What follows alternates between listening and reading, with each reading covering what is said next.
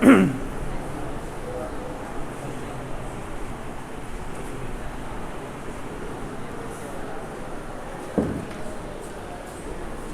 Electric effect हमने study कर लिया। अगर इसको समराइज करें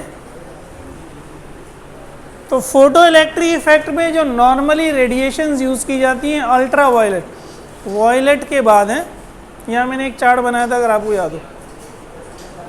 इसमें होता क्या, इलेक्ट्रॉन फोटॉन्स को कंप्लीटली एब्जॉर्ब करता है और मेटल की सरफेस से निकल जाता है, फोटोन गायब हो जाता है। ठीक है, ये फिनोमिना 1900 में फिलिप लेनार्ड ने ऑब्जर्व किया, वो एक्सप्लेन नहीं कर पाया। आइंस्टाइन ने इसको एक्सप्लेन किया 1905 में, ये एज्यूम करके कि लाइट जो है वो पार्टिकल्स हैं, पैकेट ऑफ एनर्जी हैं वो पार्टिकल, उसको फोटोन का नाम दिया। और इसी बेस पे आइंस्टाइन को नोबेल प्राइज़ दिया गया था 1921 में, 1921 में। थोड़ी सी हिस्ट्री भी पता चल जाए। अब कॉम्पटन इफेक्ट को अगर स्टडी करें, मैंने बताया था ना इस वक्त तक लोग शशुपंज में ही थे साइंसदान, कि जो आइंस्टाइन कह रहा है कि लाइट पार्टिकल है, ये बात ठीक है या गलत है। एक्सरेज इन्वेंट की थी रॉन्टजन ने 1895 में, इसको नोबेल प्राइज़ मिला इसी बेस पे 1901 में रॉन्टजन को। इसके साथ भी फिलिप लेनार्ड का फड्डा था कि इसने मेरी चीज़ चुरा ली है। बहरहाल मुझे मिलना चाहिए था नोबेल प्राइज़, इसको नहीं मिलना चाहिए था, फड्डा डालने वाला। तो बहरहाल बाद में इसको मिला लेकिन किसी और चीज़ पे। एक्सरेज की जो एनर्जी होती है वो अल्ट्रा वायलेट से ज़्यादा होती है। ठीक है, मैंने बताया था इंफ्रारेड रीजन है, फिर हमारा विजिबल रीजन है, फ्रीक्वेंसी बढ़ रही है, एनर्जी भी बढ़ रही है, फिर अल्ट्रा वायलेट है, फिर एक्सरेज हैं, फिर गामा रेज है। तो सबसे हायर एनर्जेटिक की रेडिएशन गामा है, उनसे नीचे एक्सरेज दूसरे नंबर पे।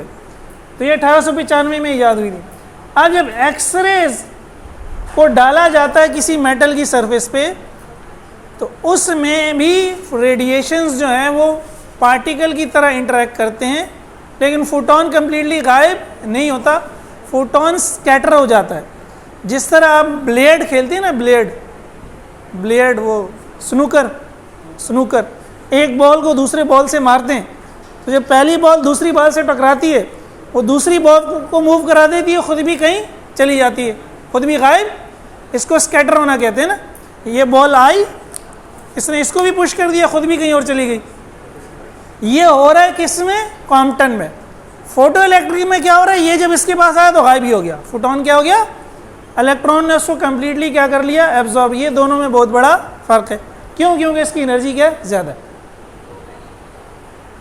फिनोमिना, ये फिनोमिना जो ऑब्जर्व किया था इसका नाम था पूरा आर्थर हॉली कॉम्पटन ने 1923 में, इसी ने इसको एक्सप्लेन भी किया, इसलिए इसका नाम क्या है, कॉम्पटन इफेक्ट। और इसी बेस पे इसको नोबेल प्राइज़ मिला फिजिक्स में 1927 में।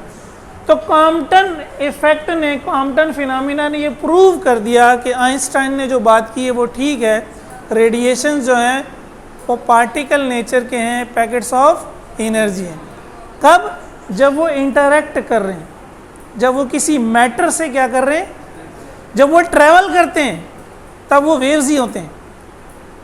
लेकिन जब वो किसी मैटर पे पड़ते हैं, मैटर क्या है, मेटल, ठीक है, मेटल भी मैटर है ना, तो तब उनकी नेचर क्या हो जाती है, पार्टिकल हो जाती है। ये उतार लें, थोड़ा सा हम कॉम्पटन इफेक्ट को समझते हैं और टाइम है तो पार्टिकल और वेव का फ़र्क देखते हैं कि कितना इम्पोर्टेंट। अब कॉम्पटन ने जो फिनोमिना ऑब्जर्व किया वो ये था कि जब किसी मेटल पे अगेन जब रेडिएशंस डाली उसने, एक्सरेज, ठीक है, तो कुछ रेडिएशन उस पर पड़ी मेटल पे और कुछ रेडिएशन उस पर पड़ने के बाद वापस भी निकल गई, स्कैटर भी हो गई, एब्जॉर्ब नहीं की मेटल ने। तो ये हम फर्ज कर रहे हैं ये इलेक्ट्रॉन है रेस्ट में, वैसे तो इलेक्ट्रॉन रेस्ट में नहीं होता। ये फोटोन इससे आके टकराया और ये फोटोन फिर इससे टकराने के बाद स्कैटर हो गया, इलेक्ट्रॉन को भी इसने नॉकआउट कर दिया, इलेक्ट्रॉन को इधर फेंक दिया, इलेक्ट्रॉन इधर आ गया स्कैटर होके, फोटोन खुद स्कैटर होके इधर आ गया। तो ये कोलिजन से पहले, अगर चैप्टर 3 याद हो, ये कोलिजन के यहाँ पे क्या हो रहा है, कोलिजन हो रहा है। कोलिजन से पहले इलेक्ट्रॉन रेस्ट में, फोटोन आया, उससे टकराया, कोलिजन हो गया। कोलिजन के बाद क्या हुआ, फोटोन इधर चला गया, इलेक्ट्रॉन इधर चला गया, स्कैटर हो गए दोनों। फोटोन इलेक्ट्रॉन को उसने नॉकआउट कर दिया, निकाल दिया। अच्छा, तो अब डेरिवेशन तो इसकी हम कल करेंगे नेक्स्ट क्लास में। थोड़ा सा समझ लेते हैं कि क्या कॉम्पटन ने रिजल्ट निकाला। कॉम्पटन ने कहा कि ये जो स्कैटरिंग हुई है, फोटोन ने इलेक्ट्रॉन को हिट किया है, तो फोटोन ने इलेक्ट्रॉन को अपनी कुछ एनर्जी और कुछ मोमेंटम दिया, तभी तो इलेक्ट्रॉन निकला। तो in the scattering photon transfer some energy and momentum to electron. ठीक है, जब उसने अपनी कुछ एनर्जी दे दी तो स्कैटरिंग के बाद एनर्जी क्या हो जाएगी, कम हो जाएगी। फोटोन की एनर्जी यहाँ पर ज़्यादा होगी, यहाँ पर क्या होगी, एनर्जी कम होने का मतलब है वेवलेंथ क्या होगी, बढ़ जाएगी, इनवर्सली प्रोपोर्शनल है। तो अगर यहाँ वेवलेंथ लैम्डा 1 है और यहाँ वेवलेंथ लैम्डा 2 है, तो लैम्डा 2 ग्रेटर देन होगा लैम्डा 1 से। लेकिन फ्रीक्वेंसी की एनर्जी डायरेक्टली प्रोपोर्शनल है, तो फ्रीक्वेंसी क्या हुई होगी, कम हुई होगी। तो स्कैटरिंग के बाद की फ्रीक्वेंसी स्कैटरिंग के पहले की फ्रीक्वेंसी से कम होगी, लेकिन स्कैटरिंग के बाद की वेवलेंथ स्कैटरिंग से पहले की वेवलेंथ से ज़्यादा होगी। सही है भाई। तो scattered photon has larger wavelength lambda 2 but lower frequency f2, ये लिख दिया। अब कॉम्पटन ने किया क्या, कॉम्पटन ने ये चेंज इन वेवलेंथ, इसको कॉम्पटन शिफ्ट भी कहते हैं या change in wavelength, lambda 2 minus lambda 1 निकाला, इसको नाम दिया डेल्टा लैम्डा का। और इसका फॉर्मूला ये निकाला, डेल्टा लैम्डा बराबर होगा h/m0c ब्रैकेट में 1 माइनस कॉस थीटा। थीटा ये एंगल है जिस एंगल से वो स्कैटर हुआ, अगर वो सीधा जाता तो 0 डिग्री होता, अगर यूं जाएगा तो 90 डिग्री, टकरा के वापस आ जाएगा तो 180 डिग्री। तो अभी हमने ये ज्यूम कर लिया किसी एंगल पे किया। ये h/m0c चूँकि तीनों कांस्टेंट हैं, ये एक नया कांस्टेंट आ जाएगा, इस कांस्टेंट को भी लैम्डा c से रिप्रेजेंट कर देते हैं, इसको क्या कहते हैं, कॉम्पटन्स वेवलेंथ। तो इस इक्वेशन को हम यूं भी लिख सकते हैं कि डेल्टा लैम्डा बराबर है lambda c 1 minus cos theta. अब हम इसकी पॉसिबिलिटीज देखते हैं, 3 वही पॉसिबिलिटी स्कैटरिंग की। अगर तो ये सीधा चला जाए फोटोन, तो इसको कहते हैं फॉरवर्ड स्कैटरिंग। ये जो मैंने लाइन ड्रॉ की है, इसी लाइन पे सीधा आगे चला जाए, फॉरवर्ड स्कैटरिंग। फॉरवर्ड स्कैटरिंग होगी, थीटा 0 डिग्री होगा, तो देखिए जब यहाँ थीटा को 0 कर दोगे, कॉस 0 क्या होगा 1, 1 माइनस 1 क्या होगा 0, तो डेल्टा लैम्डा क्या हो जाएगा 0। डेल्टा लैम्डा अगर 0 है तो इसका मतलब है lambda 2 is equals to lambda 1, कोई वेवलेंथ चेंज नहीं हुई, जब भी तो 0 है ना चेंज, तो नो चेंज इन वेवलेंथ, इसको कहेंगे मिनिमम स्कैटरिंग। जाहिर है हुई नहीं है स्कैटरिंग। अच्छा, अगर परपेंडिकुलर हो जाए स्कैटरिंग, वो 90 डिग्री में चला जाए, तो कॉस 90 क्या होता है 0, 1 माइनस 0 1, और lambda C multiply by 1 lambda C, तो डेल्टा लैम्डा लैम्डा सी के ही बराबर हो जाएगा, यानी कि कॉम्पटन्स वेवलेंथ के ही बराबर हो जाएगा। अब अगर वो टकरा के वापस आ जाए, टकरा के, देखिए मैक्सिमम स्कैटरिंग हो गई, देख लें, वैसे भी कॉमन सेंस भी यही कहती है, मैक्सिमम यही होता है, टकरा के वापस आ जाए, तो बैकवर्ड स्कैटरिंग इसको कहते हैं।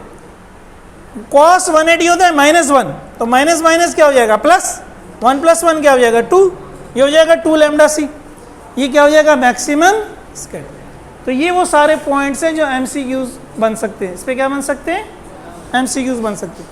अब ये डेरिवेशन, लॉन्ग डेरिवेशन आती भी है एग्जाम में, ये उन्होंने मॉडल पेपर में दी हुई है इस साल, ये हम नेक्स्ट लेक्चर में करेंगे। अभी पिछले लेक्चर में जैन ने एक पॉइंट उठाया था कि आइंस्टाइन ने क्या बड़ा काम किया, तो उसने कह दिया कि पैकेट्स ऑफ एनर्जी हैं, तो ये तो कोई बड़ा काम नहीं है। तो थोड़ा सा मैं इसको बताता हूँ। देखिए बेसिकली ये हम पढ़ रहे हैं वेव की ड्वेल नेचर। सुन लो भाई, सुन लो। वेव सन 1801 में थॉमस यंग ने डबल स्लिट एक्सपेरिमेंट करके ये प्रूव किया कि लाइट जो है वो वेव्स हैं, वो पार्टिकल। बाद की बहुत सारे एक्सपेरिमेंट्स ने उसको क्या कर दिया, साबित कर दिया। अब वेव में और पार्टिकल में बहुत बड़ा फर्क है। पार्टिकल की कोई फिक्स पोजीशन, आप कह सकते हैं ये पार्टिकल यहाँ मौजूद है, सही है। पार्टिकल के मास को वेलोसिटी से मल्टीप्लाई कर दो, पार्टिकल का मोमेंटम निकल आता है। मास मल्टीप्लाई बाय वेलोसिटी क्या निकल आता है? मोमेंटम निकल आता है। पार्टिकल एक वक्त में एक जगह पाया जाता है, सही है। वेव एक जगह में नहीं पाई जाती, वेव फैली हुई होती है। वेव क्या होगी? एक बहुत सारे एरिया में फैली हुई होगी, वेव का मोमेंटम नहीं होता, सही है। अब अगर हम ये एज्यूम करें कि ये वेव है,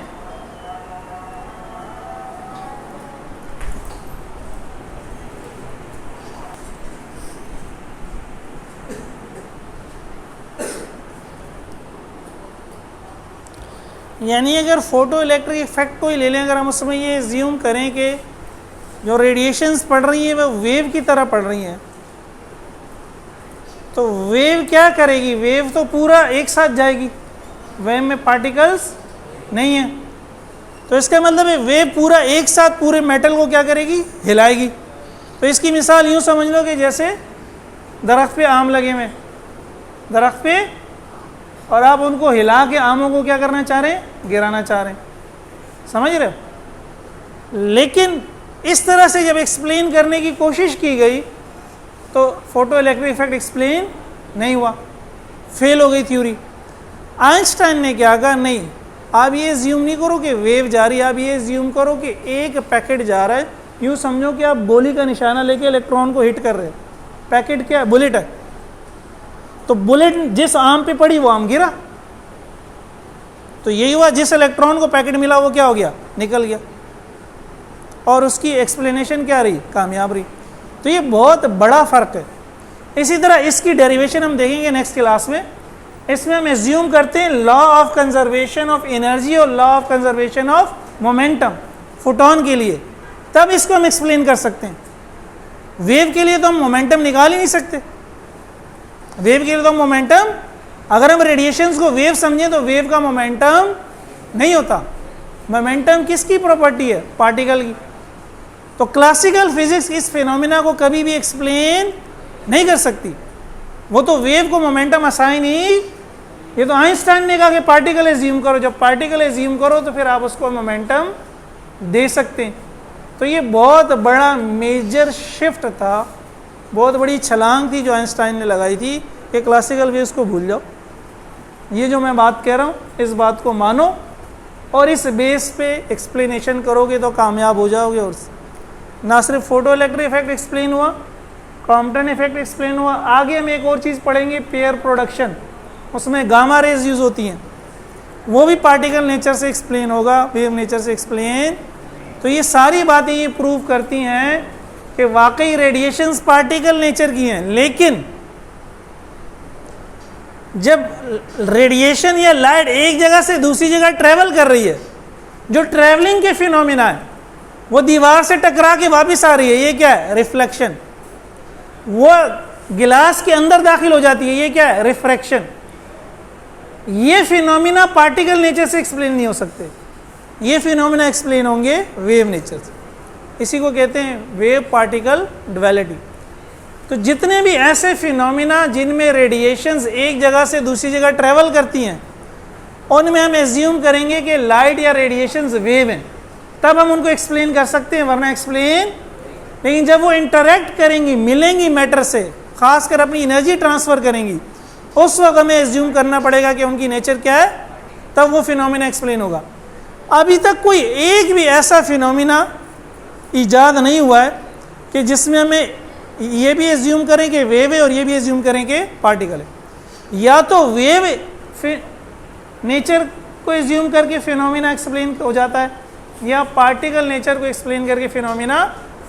और बड़ी जो क्या कहते हैं, एक लाइन जो है, एक बॉर्डर लाइन साइंटिस्ट ने खींच दी है कि जितने भी फिनोमिना जो प्रोपिगेशन से रिलेटेड हैं उनके लिए आप एज्यूम करें वेव, और जितने भी फिनोमिना जो इंटरेक्शन है उनका मैटर से, जो मैंने हेडिंग डाली थी, उनके लिए आप एज्यूम करें कौन सी नेचर?